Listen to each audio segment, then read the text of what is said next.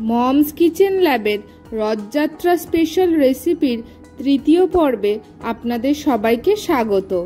আজ আপনাদের সাথে শেয়ার করব পুরীর জগন্নাথ দেবের ভোগের দুটি রেসিপি, একটি সরপুলি, অন্যটি ফড়িশুক্তা। মহাপ্রসাদের ভালো মন্দ যাচাই করার ঔদ্ধত্য আমার নেই, তাই যেভাবে প্রভুকে ভোগ নিবেদন করা হয় আমি ঠিক সেই রেসিপি আপনাদের সামনে তুলে ধরার চেষ্টা করেছি। প্রথমেই আপনাদের সাথে শেয়ার করব ফড়িশুক্তা। এর জন্য একটা কড়াই গ্যাস ওভেনে বসিয়ে তাতে 2 কাপ দুধ আর 1 কাপ জল দিয়ে ফুটে ওঠা অবধি অপেক্ষা করতে হবে। খেয়াল রাখবেন দুধ যেন কড়াইয়ের নিচে না ধরে যায়। দুধ ফুটে উঠলে একে একে 1 চামচ মৌরি, 4 চামচ নারকেল বাটা, 1 চামচ সর্ষে বাটা আর পরিমাণ মতন লবণ দিয়ে দিতে হবে। ভালো করে মিশিয়ে নেবেন যেন সর্ষে বাটার একটুও লাম্প না থাকে। এরপর মিনিট খানেক ফুটতে দিতে হবে। এরপর সরু সরু করে কাটা বেগুন ওতে দিয়ে ভালো করে মিশিয়ে ঢাকনা চাপা দিয়ে মিডিয়াম ফ্লেমে বেগুন সিদ্ধ হওয়া অবধি অপেক্ষা করতে হবে। মিনিট 5-7 পর ঢাকনা তুললে যখন দেখবেন বেগুন সিদ্ধ হয়ে গেছে তখন পুরো তরকারিটাই ভালো করে নাড়াচাড়া করে মিশিয়ে দিতে হবে। দুধ, নারকেল কোড়া এগুলো কড়াইয়ের নিচে আটকে যাওয়ার একটা প্রবণতা থাকে, এ ব্যাপারে সতর্ক থাকবেন। এরপর কড়াইটা গ্যাস ওভেন থেকে নামিয়ে রাখতে হবে। গ্যাস ওভেনে একটা ছোট কড়াই বসিয়ে তাতে বেশ খানিকটা ঘি দিয়ে দিতে হবে। ঘি ভালো করে গরম করে নিতে হবে। যখন দেখবেন ঘি দিয়ে ধোঁয়া উঠছে তখন ওই ধোঁয়া ওঠা ঘি ওই তরকারিতে দিয়ে দিতে হবে। ফোড়নের শব্দই আপনাকে জানান দিয়ে দেবে ফড়িশুক্তা প্রায় তৈরি। এবার গ্যাস ওভেনে তরকারির কড়াইটা বসিয়ে ভালো করে মিশিয়ে দিতে হবে। তারপর মিনিট খানেক একটু ফুটিয়ে নিতে হবে।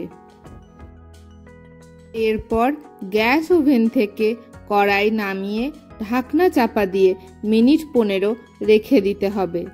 মিনিট 15 পর ঢাকনা তুললেই তৈরি হয়ে গেল ফড়িশুক্তা। এবার সুন্দরভাবে সাজিয়ে রথযাত্রার দিন ভগবান জগন্নাথ দেবের উদ্দেশ্যে ভোগ নিবেদন করুন। জগন্নাথ দেবের ভোগের প্রতিটি রান্নার পদ্ধতি ভীষণ সহজ সরল, আর সেই মহাপ্রসাদের স্বাদ হয় স্বর্গীয়।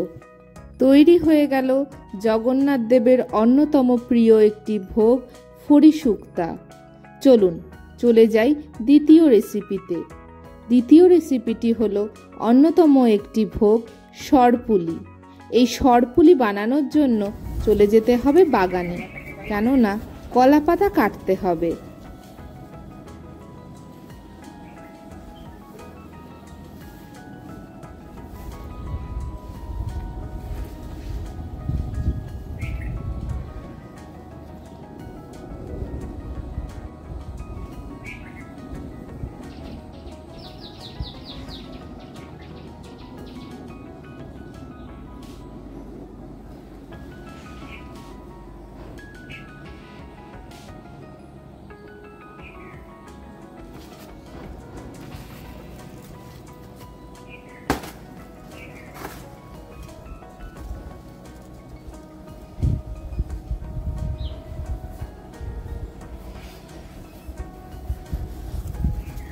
চলুন, কলাপাতা কাটা হয়ে গেছে, এবার আবার রান্নাঘরে যাওয়া যাক। প্রথমেই একটা গ্রাইন্ডারের জারে 2 কাপ পরিমাণ ভেজানো বিউলির ডাল নিয়ে নিতে হবে। একদম মিহি পেস্ট করে নিতে হবে। ডাল বাটার সময় একেবারেই জল দেবেন না, ডাল বাটাটা একদম টাইট হবে। বেটে নেওয়া ডাল একটা মিক্সিং বোলে নিয়ে ওতে 4 চামচ দুধের সর দিয়ে দিতে হবে। এবার ওতে 4-5 চামচ নারকেল কুচি দিতে হবে। এরপর 2 চামচ থেতো করা আদা, 1 চামচ ক্রাশ করা গোলমরিচ, হাফ চামচ জিরে গুঁড়ো, স্বাদ মতন লবণ আর হাফ চামচ হিং দিয়ে দিতে হবে। প্রথমেই দুধের স্বর ভালো করে মেখে নিতে হবে, এতে যেন কোনো দানাভাব না থাকে। তারপর মশলা সহ বিউলির ডালের সাথে ভালো করে মেখে নিতে হবে। দুধের স্বর দেওয়ার ফলে ভাজার পর পুলি ভীষণ সফট আর ফ্লপি হবে।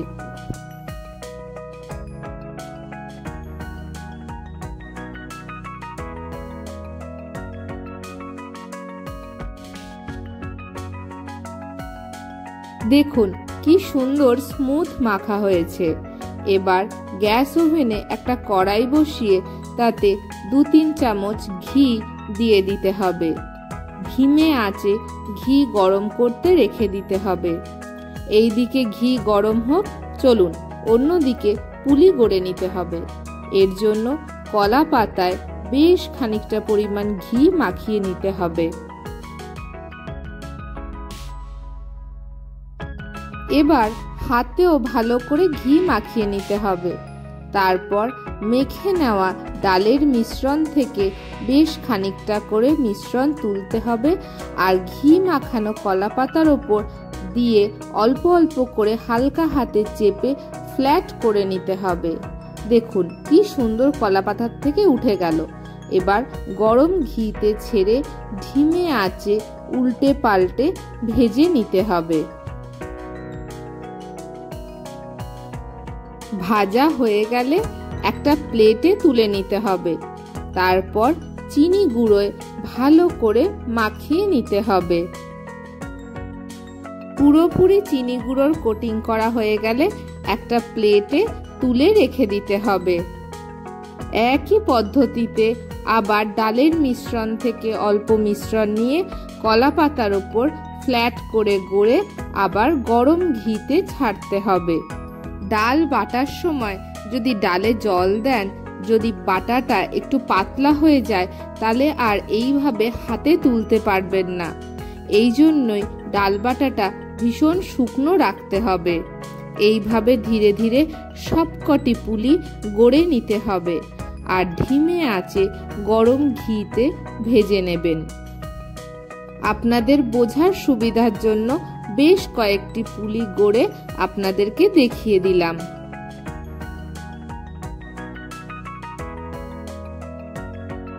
এইভাবে একে একে সব পুলি ভেজে চিনি গুঁড়োয় মাখিয়ে নিতে হবে। গরম অবস্থাতেই কিন্তু চিনি গুঁড়ো মাখাবেন, তাহলে চিনি গুঁড়োটা পুলির গায়ে একদম আটকে যাবে। তৈরি হয়ে গেল জগন্নাথ দেবের অন্যতম প্রিয় একটি ভোগ সরপুলি। রথযাত্রার দিন এইভাবে সরপুলি বানিয়ে জগন্নাথ দেবের উদ্দেশ্যে নিবেদন করুন আর তার আশীর্বাদ লাভ করুন। ভিডিওটি কেমন লাগলো অবশ্যই কমেন্টে জানাবেন। এরকম নিত্য নতুন রেসিপি পেতে মমস কিচেন ল্যাবের সাথে থাকুন। আজকের মতন টাটা, দেখা হচ্ছে নতুন কোনো রেসিপিতে, নতুন কোনো ভিডিওতে। ততক্ষণ অবধি সবাই সুস্থ থাকুন, ভালো থাকুন আর মমস কিচেন ল্যাব দেখতে থাকুন।